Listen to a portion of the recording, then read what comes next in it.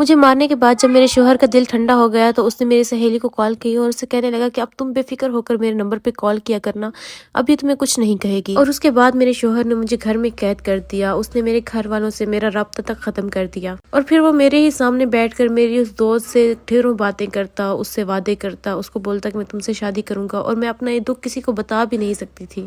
میں پرائے شہر میں بیٹھی تھی اور میرے گھر والوں سے کوئی رابطہ نہیں تھا۔ پھر ایک دن جب میرا شوہر کام پر گیا تو میں چھت پہ گئی اور وہاں پر میری پڑوسن سے میں نے موبائل لے کر میں نے اپنے بھائی کے نمبر پہ کال کی۔ میں نے اپنی امی سے بات کی اور ان کو بتایا سارا کچھ۔ میری امی نے مجھے بتایا کہ تمہاری وہ جو دوست تھی اس نے اپنے شوہر سے طلاق لے لی ہوئی ہے۔ میری امی کی یہ بات میں نے سنی تھی کہ میں نے اپنی زندگی کی آگے کی ساری کہانی کا نقشہ کھینچ لیا۔ میں اچھی طرح جانتی تھی کہ اب آگے کیا ہونے والا ہے، اور پھر وہی ہوا جس کا مجھے ڈر تھا۔ 2 مہینے بعد میرا شوہر مجھے کہہ کر گیا کہ میں گھر جا رہا ہوں، اور 3 دن بعد جب وہ واپس آیا تو اس کے ساتھ میری وہ دوست تھی جو کہ اب میری سوتن تھی۔ مجھے اپنے نصیب پر بہت رونا آیا، میں نے تو خوشیوں کے چند دن بھی نہیں دیکھے تھے، لیکن اس سب کے بعد جیسے میں بالکل خاموش سی ہو گئی۔ مجھے ایک صدمہ تھا، میں خاموشی سے اپنے گھر کا کام کرتی، میرا شوہر مجھ سے بات کرتا تو میں اس سے کوئی گلہ نہ کرتی، بلکہ اس کی بات کا بالکل ٹھیک جواب دے دیتی، بس کام کی بات کرنا اور اپنے آپ میں رہنا۔ پھر ایک دن میری پڑوسن میرے گھر آئی اور اس نے مجھے بولا کہ تمہارے گھر سے کال آئی تھی اور تمہارا بھائی تمہیں لینے آنا چاہ رہا ہے، لیکن پھر میں نے دل ہی دل میں فیصلہ کیا کہ میں اپنا گھر چھوڑ کر کہیں نہیں جاؤں گی۔ میں نے یہ شادی گھر بسانے کے لیے کی تھی، گھر اجاڑنے کے لیے نہیں۔